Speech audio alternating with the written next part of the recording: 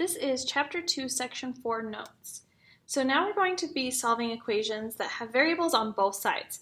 So number 1 says, what is the solution of 5x plus 2 equals 2x plus 14? The first thing I want to do is to make sure that my variables are all on one side. So I'm going to look at 5x and 2x. They're separated by this equal sign.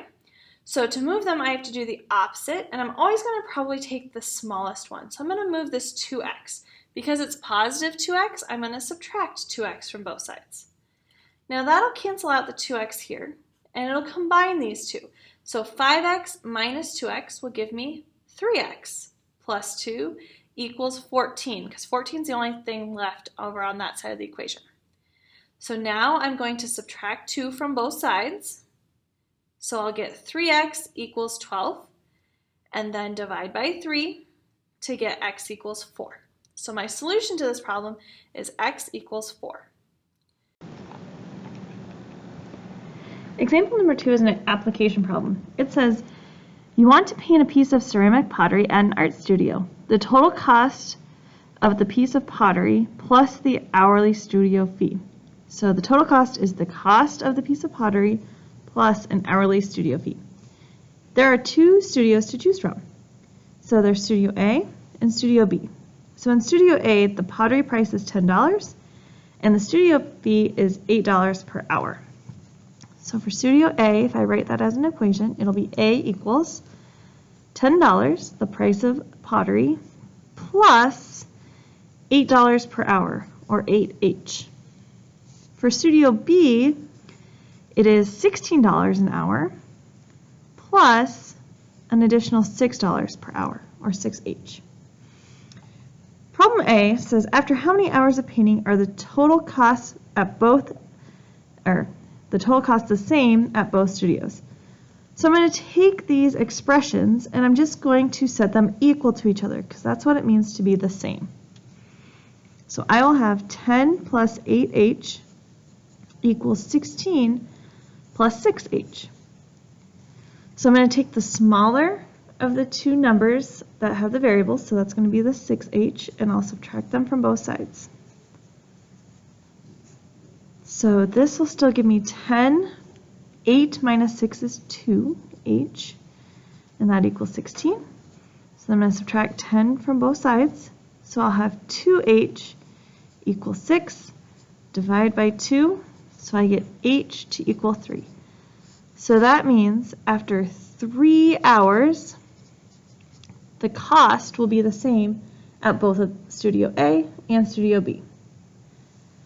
So part B says, if Studio B increases the hourly studio fee by $2. So that means instead of $6 per hour, it would be $8 per hour.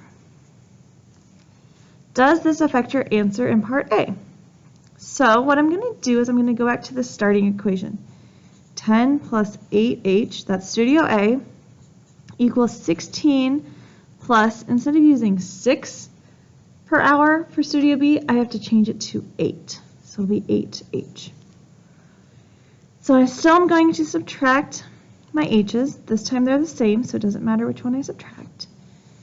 So I drop down the 10, this cancels out. I drop down the 16, but this cancels out. I get 10 equals 16. I no longer have a variable because they both got crossed out. Does 10 equal 16? Never. So in this case, it does affect the answer in part A because they will never equal each other. The Studio A will always be cheaper than Studio B.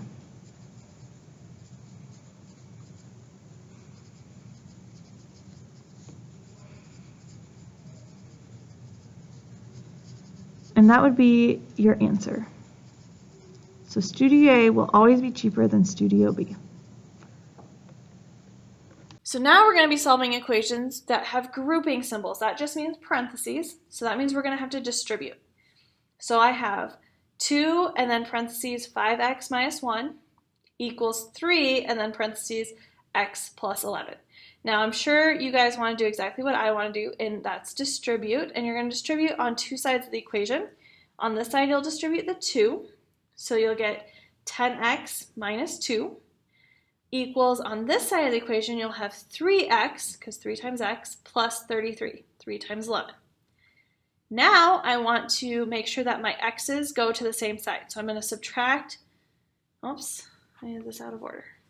I'm actually going to subtract 3x from both sides.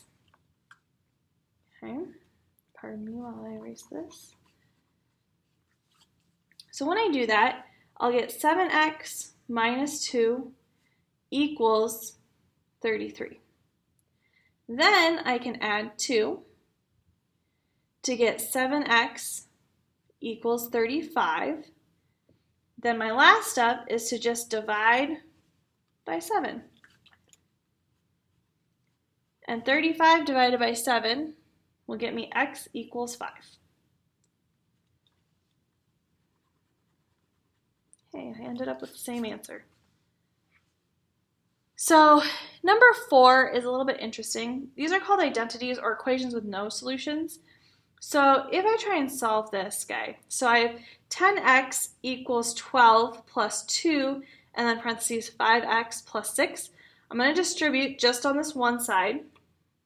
So I am left with 10x plus 12 equals 10x plus 12. Do you notice how these two sides of the equations are identical? So if I go on to solve, if I subtract 12, I get 10x equals 10x plus 0. And then if I subtract 10x, I'll get 0 equals 0. 0 always equals 0. Kind of like these two will always equal each other because they are identical. So this is what we call an identity, or infinitely many solutions. Any number that you plug in for x here will work. So there's more than one answer, more than two answers. There's infinitely many answers that you can plug in for the x value that will make this equation work. So that's infinitely many solutions, also known as identities. This next one looks a little bit more complicated just because it has some fractions, but that's okay. I'm going to start by distributing in this 1/3. So I will have 1/2 h plus 1/3 h minus 2, because 1/3 of 6 is 2, and that still equals 5/6 h plus 2.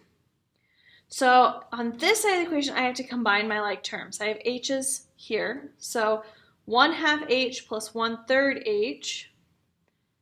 Okay, I have to get common denominators, so that's like 1/2 is like 3/6, 1/3 is like 2/6.